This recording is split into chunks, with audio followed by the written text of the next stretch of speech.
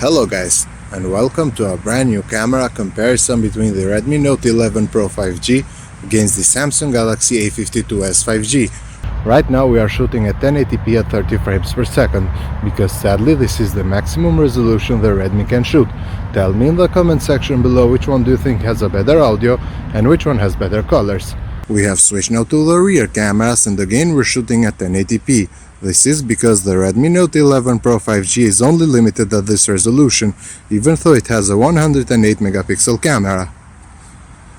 They do also have ultra-wide cameras, and as you can see the Samsung Galaxy A52s is a little bit wider. Starting with some pictures from their main cameras, and you can see right away that the pictures taken with the A52s are brighter and have more vibrant colors.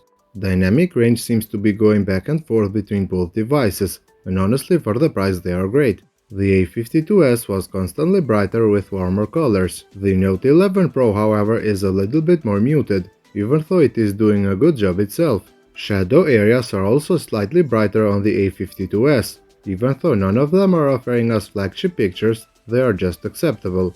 Redmi seems to be doing a better job when it comes to sharpness compared to the A52s, which is slightly over-sharpened. Overall, when it comes to the main cameras in daylight, I would give the win for Samsung, since it does a much better job on highlighting darker areas, even though the sky has better colors on the Redmi Note 11 Pro. When it comes to their ultra-wide cameras, it is right away noticeable that the A52s is slightly wider and brighter. The sky now has better colors on the A52s, and this is not because it has a good sensor, but because the ultra-wide camera on the Redmi Note 11 is a lot weaker. The latter, however, does manage to make the shadow areas brighter compared to the A52s, even though it has more muted colors. When shooting against the sun, both seem to be doing a good job, and both manage to highlight darker areas somewhat similarly. Redmi, however, seems to be much more reliable in many shots, while the A52s isn't as reliable, since sometimes it takes brighter pictures and sometimes it is darker. For this reason, I would give the win for the Redmi Note 11 Pro, even though I like how wide is the A52s. Both devices do also have macro sensors, but they are useless, and they are there just for marketing. Switching to the front cameras, and here both are just okay.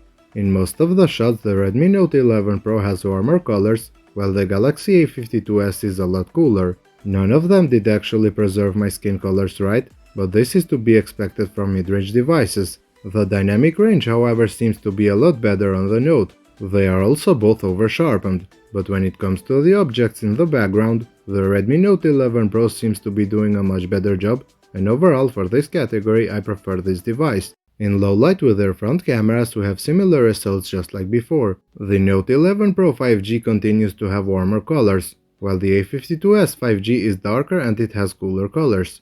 When it comes to the sharpness, the A52s does a better job, even though I hate how my face is literally white. It is worth noticing that all of the night pictures are taken with night mode enabled, even though for selfies the night mode doesn't make a big difference on the Redmi. Night mode on the Redmi Note 11 Pro, however, does a great job when it comes to the main camera. As you can see, the picture is a lot better compared to the A52s. These results also continue in other shots, and even though in daylight the A52s was slightly better, in low light it is actually terrible. Everything is brighter on the Note 11 Pro, and as you can see even the trees are sharper and more visible.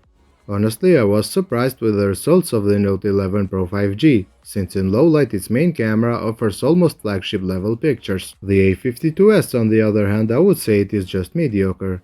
The lights are also a lot better handled on the Note 11, while they are way too distracting on the A52s. When it comes to their ultra-wide cameras, the results are slightly different. Redmi is still sharper, but it isn't as bright as Samsung. In some other cases they switch places, and it is the A52s with a brighter picture. The ultra-wide cameras on both phones are weaker compared to their main cameras, and this is especially noticeable on the Note 11 Pro 5G. Overall, I would say that for the prices, both devices do actually have good cameras, even though you shouldn't expect amazing results. I would like, however, to show you some more samples so you can judge for yourself. If you did enjoy this video, then a thumbs up would be appreciated, and I'll see you in the next one.